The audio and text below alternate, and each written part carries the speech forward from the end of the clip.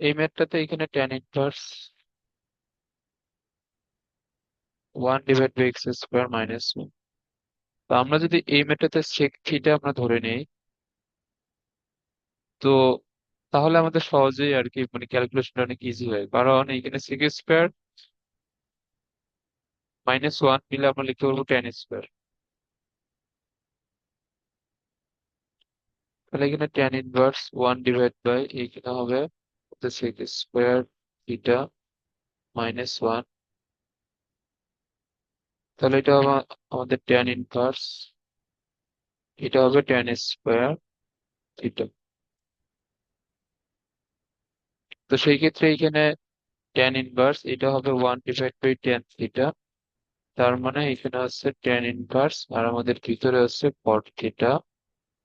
তো tan inverse আমরা cot θ কে সহজে আমরা tan θ-তে নিয়ে যেতে পারবো। আমরা যদি π/2 - θ লিখে দেই, তাহলে আমাদের এটা সমান কিন্তু cot θ আসে, জাস্ট টু রিভার্স ক্যালকুলেশন। তাহলে এখানে ট্যান ইনভার্স আর ট্যান বা, তাহলে এটা হবে π/2 - θ। তো এটা π/2, আর এক্স ইজ ইকুয়াল টু যেহেতু সেক থিটা এখানে ধরে নিয়েছি, তাহলে আমাদের থিটা হবে সেক ইনভার্স এক্স। এটা বুঝছো? হ্যাঁ।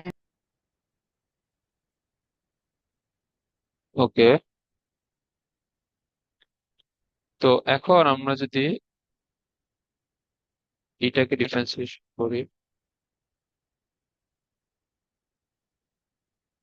তাহলে π/2 এর জন্য 0, আর এখানে আমাদের মাইনাস, আবার সেক ইনভার্স কে ডিফারেন্সিয়েশন করলে একটা মাইনাস আসবে, ওই মাইনাস মানে প্লাস 1/√ওভার।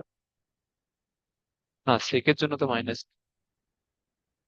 সেকের জন্য, না না, সেকের জন্য তো মাইনাস নেই, সেকের জন্য তো প্লাস এরই সূত্র। মাইনাস আমাদের সেক ইনভার্স এক্স এর সূত্র আছে প্লাস 1/√এক্স ইন্টু x² - 1।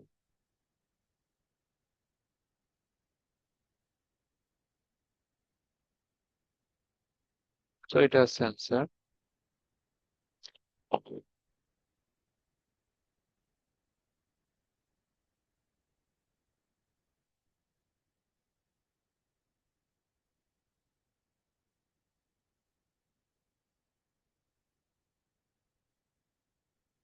এখন এইখানে ট্যান ইনভার্স,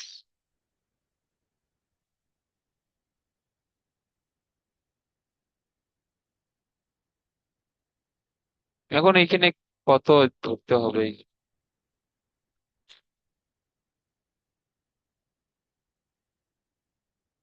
এটা হচ্ছে,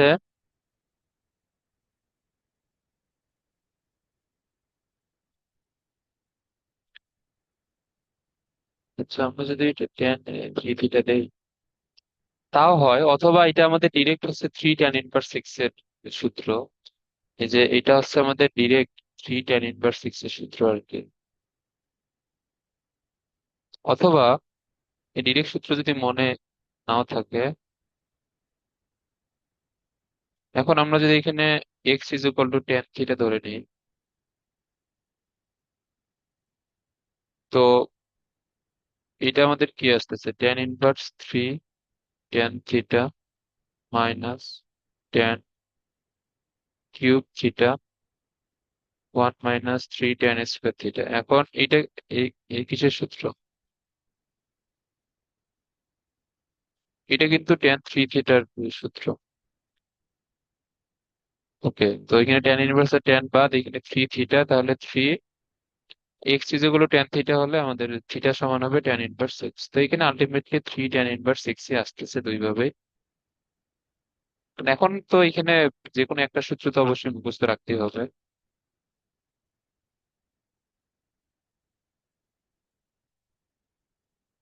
তাহলে এখানে 3 tan−1 x, তাহলে 3 × 1/1 + x², এটা।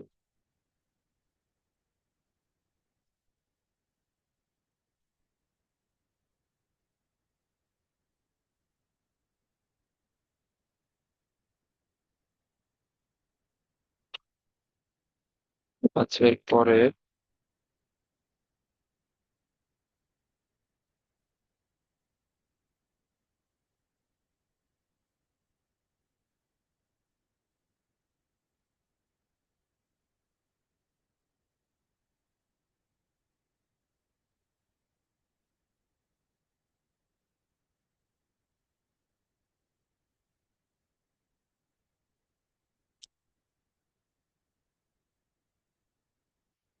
এখন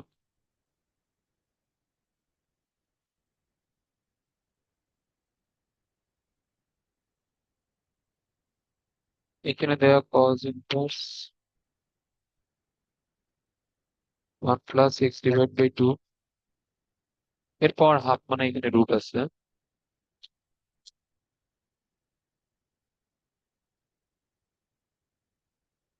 আচ্ছা, তো আমরা যদি এখানে,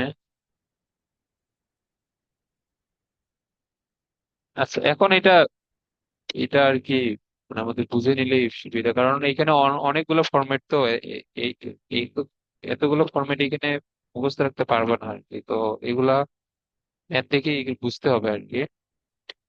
তো এইটাতে আমরা যদি x is equal to cos two theta ধরে নেই, তাহলে এখানে আমাদের কি আসতেছে, কজ ইনভার্স 1 + cos 2 থিটা / 2 এর পাওয়ার হাফ। আমরা রুট না দিয়ে এখানে হাফ লিখছে আছে। ওকে, তো এখানে কজ ইনভার্স 1 + cos 2 থিটা সমান 2 cos স্কোয়ার থিটার নিচের টু মিলে এখান থেকে চলে যাবে, তাহলে এটা থাকে শুধুমাত্র কজ স্কোয়ার থিটা এর পাওয়ার হাফ মানে রুট। সো রুট ওভার করলে এখানে কজ ইনভার্স, আর এখানে থাকে শুধুমাত্র কস থিটা। এটা বুঝছো? তো এখানে থাকে শুধুমাত্র থিটা। তাহলে হুম। আমাদের থিটা সমান কি হবে, দেখো এখানে 2 থিটা সমান হবে কজ ইনভার্স এক্স। এইখান থেকে 2 থিটা সমান হবে কজ ইনভার্স এক্স। তাহলে এইখান থেকে আমাদের থিটা সমান হবে হাফ কজ ইনভার্স এক্স। তাহলে এটা সমান হবে আমাদের half cos inverse x. Okay, তো এখন এটা কেটে differentiation minus 1/2 into root over 1 - x²।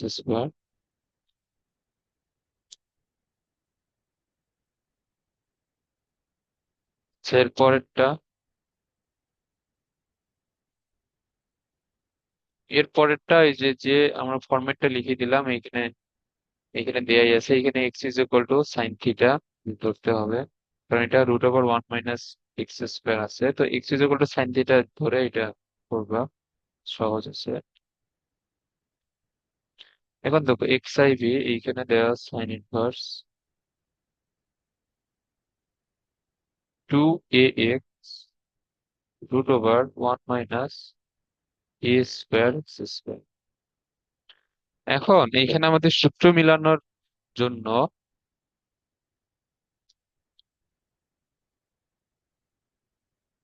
X সমান আমাদের ধরতে হবে সাইন থিটা, কারণ আমরা যদি এক্স সমান সাইন থিটা না ধরি তাহলে আমাদের ভিতরে কিন্তু 1 - sin² অথবা তুমি এক্স সমান কস থিটাও ধরতে পারো, কোনো সমস্যা নাই।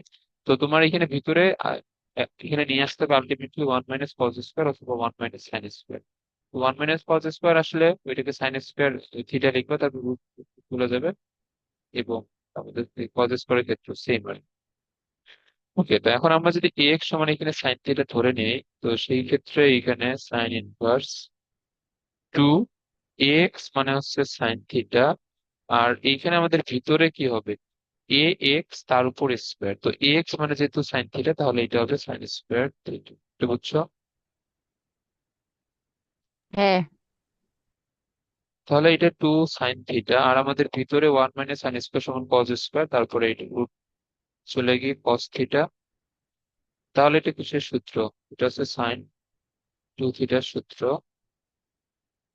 তো সেই ক্ষেত্রে এখানে শুধুমাত্র 2 থিটা হবে।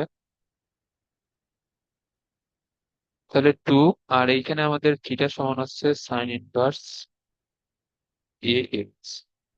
এখন এটাকে ডিফারেন্সিয়েশন করলে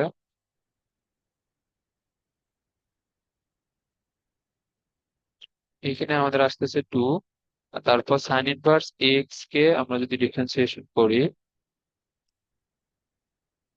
তো এটা হবে আমাদের √1 ওয়ান মাইনাস 1/√1 - x²। বলতে এটা, তারপর আবার এক্স কে ডিফারেন্সিয়েশন করলে এটা আসবে, তাহলে 2a, আর এইখানে 1 - a² x²। এটা বুঝছো?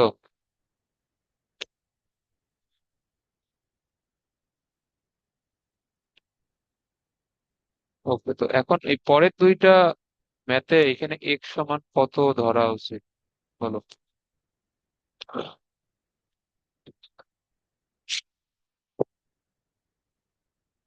এখানে এক্স সমান কত ধরা উচিত?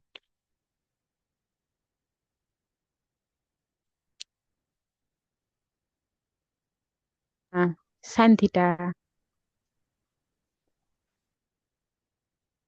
হ্যাঁ, আমরা যদি এক্স সমান এখানে সাইন থিটা ধরে নিই তাহলে আমাদের এখানে সাইন থ্রি থিটা সূত্র মিলবে।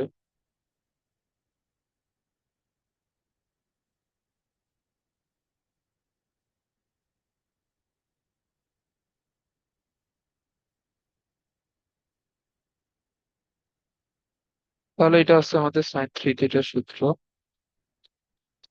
তো এটা হবে আমাদের থ্রি থিটা, তারপর থ্রি, আমরা যদি x is equal to sine theta ধরে নিয়েছি তাহলে আমাদের থিটা সমান হবে সাইন ইনভার্স এক্স। তারপর থ্রি সাইন ইনভার্স কি ডিফারেন্সিয়েশন করবা, এটা হবে three divide by root over one minus x square.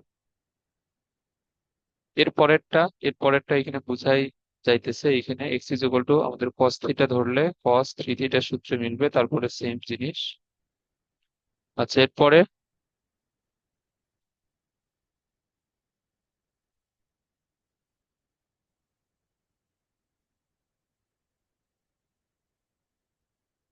এর পরেরটা হাফ সাইন ইনভার্স। এখন দেখো, এখন আমরা যদি এখানে সূত্র মেলাই, sine inverse two x one plus x square, তৈরি কিসের সূত্র?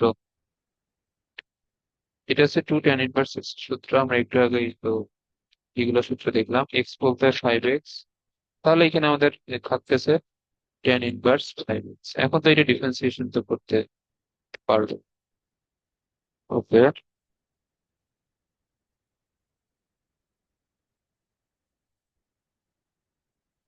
আচ্ছা, তো আজকে এই পর্যন্ত থাক, প্রায় 10:30 তো বেজে গেছে, এবার বাইরে যাওয়া লাগবে, ট্রেন নিয়ে আসতে হবে তো। ওকে, তো ঠিক আছে আজকে। আর ত্রিকোণমিতি ক্লাসটা দেওয়া হয় নাই না, তো এটা আমি কালকে দিয়ে দিবে করে। তো ঠিক আছে। আর 9.4 এর এই যে u to the power v এর যেগুলো ম্যাথ, ওগুলো একটু দেখে আসিও, ওগুলো আমরা কালকের মধ্যেই একটু ছোট শেষ করে ফেলবো। আচ্ছা।